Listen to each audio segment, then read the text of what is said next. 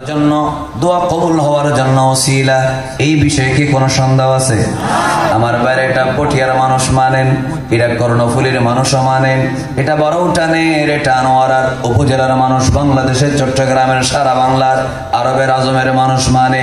কিন্তু আমার বাইরে এই পৃথিবীতে এমন কিছু মানুষ আছে যারা রাসূল করিম সাল্লাল্লাহু আলাইহি ওয়াসাল্লামের উসিলা ধরে দোয়া করলে এরা শিরিক মনে করে। এরা বলে চাইলে ডাইরেক্ট চাও, আল্লাহ ডাইরেক্ট দিতে পারে, বান্দা চাওয়া মাত্র আল্লাহ দিতে পারে। একটু জোরে বলেন, দিতে পারে কি পারে না? বান্দা চাইলে আল্লাহ সরাসরি শুনতে পারে, ডাইরেক্ট দিতে পারে।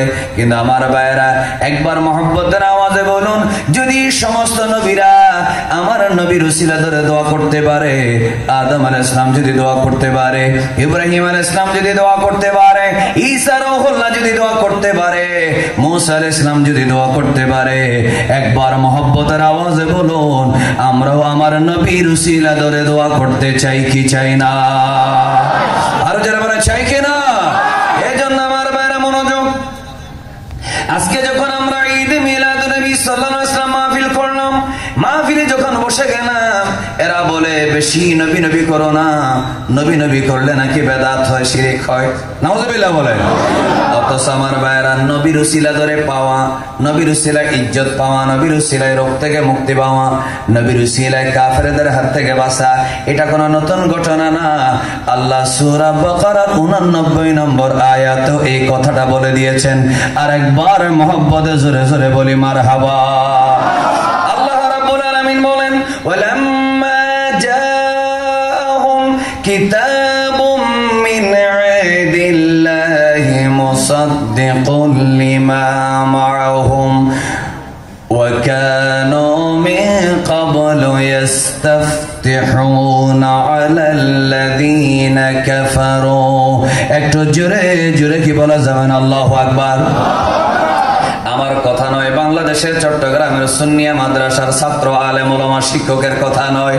আল্লাহ রাব্বুল আলামিন সূরা বাকারার 89 নম্বর আয়াতে কি বলেন, একটু আমার সাথে সহযোগিতা করবেন, মনোযোগ রাখবেন।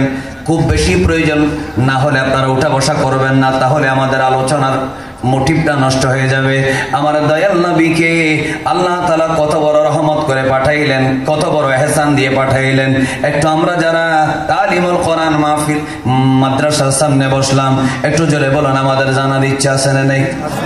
আরো জোরে বলেন, জানার ইচ্ছা আছে না নেই? আল্লাহ রাব্বুল আলামিন বড় চমৎকার করে বলে, এ মদিনার ইহুদি, আল্লাহ এই আয়াত নাযিল করার সময় মদিনা মুনাওয়ারার, মক্কা মুকাররমা মদিনা মুনাওয়ারার সারা পৃথিবীর জমিনে যারা খ্রিস্টান ছিল, যারা ইহুদি ছিল, এদেরকে মেনশন করে, এদের প্রতি উদ্দেশ্য করে আল্লাহ বলেন, ওয়ালাম্মা জাআহুম কিতাবুম মিন ইনদিল্লাহি মুসাদ্দিকুন লিমা মাআহুম। দুনিয়ার সমস্ত বিধর্মীরা যারা মুসা আলাইহিস সালামের উম্মত দাবি করো, যারা তাওরাত কিতাব পড়েছো, যারা ঈসা আলাইহিস সালামের উম্মত দাবি করো, যারা ইনজিল কিতাব পড়েছো, তোমরা কি এত তাড়াতাড়ি ভুলে গেলা, নাকি বুঝার পরেও না বুঝার বান করলা, আর নাকি হিংসার কারণে বিরোধিতা করলা? ইহুদি খ্রিস্টানরা, তোমরা কি জানো না, তোমাদের কি মনে নেই আমি যে কিতাব তোমাদের দিয়েছি, তাওরাত আর ইনজিল কিতাব দিয়েছি, এই তাওরাত ইনজিলের পৃষ্ঠায় পৃষ্ঠায় আমার আখিরি নবীজির নাম মুবারকের প্রশংসা আছে। একটু জোরে বলেন আল্লাহু আকবার। আমার ভাইরা মনোযোগ, শুধু তা না, মুসা আলাইহিস সালাম যখন আল্লাহর দ্বীন প্রচার করলেন, আমরা জানি, একটু আমাকে সহযোগিতা করবেন, মুসা আলাইহিস সালাম কার বিরুদ্ধে যুদ্ধ করেছেন?